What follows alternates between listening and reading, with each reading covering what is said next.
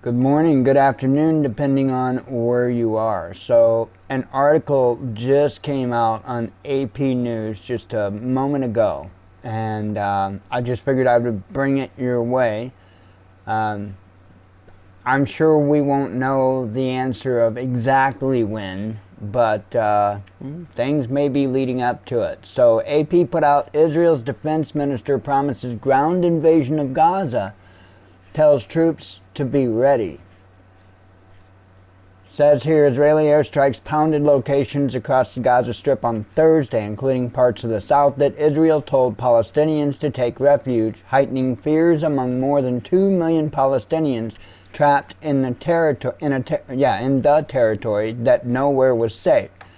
Israel's defense minister told ground troops to be ready to enter Gaza, though he didn't say when the invasion will start. With authorities still working out logistics for a delivery of aid into Gaza from Egypt, overwhelmed hospitals tried to stretch out ebbing medical supplies and fuel for diesel generators to keep the equipment running. Doctors in darkened wards stitched wounds by mobile phone light. A doctor at the largest hospital said staff were using vinegar from the corner store to treat infected wounds. The Israeli military has relentlessly attacked Gaza in retaliation for devastating Hamas rampage in southern Israel almost 2 weeks ago, even after Israel told Palestinians to evacuate the north of Gaza and flee south. Strikes extended across the territory, and Palestinian militants continued firing rockets into Israel.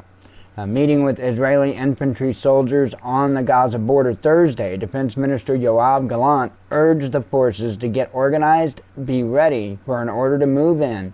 Israel has massed tens of thousands of troops along the border.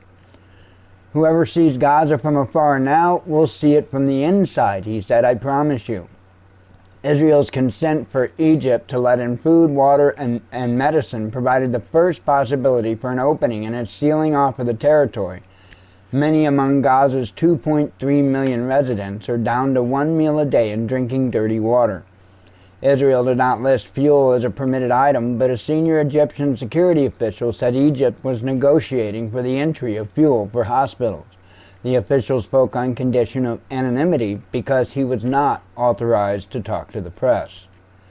With the Egypt-Gaza border crossing in Rafah still closed, the already dire conditions at Gaza's second largest hospital deteriorated further, said Dr. Mohammed Kandil of Nasser Hospital in the southern town of Khan Yunis. Power was shut off in most departments to save it for intensive care and other vital functions, and staff members were using mobile phones for light.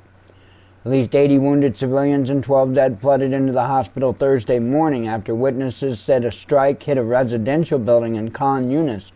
Doctors had no choice but to leave 2 of the incoming to die because there were no ventilators left, Kandil said. And I'm going to leave the link. I'm not going to read this entire article. I'm not going to put myself through it. Look, I don't pick any sides. We don't have to choose a side, folks. It's not a football game. We don't have to choose a side. Sometimes the righteous choice is no choice at all. Say that one more time. Sometimes the righteous choice is no choice at all. Now, that being said, I talk about propaganda and I talk about the difference. News is providing you with information, right? Propaganda, they will often set a tone.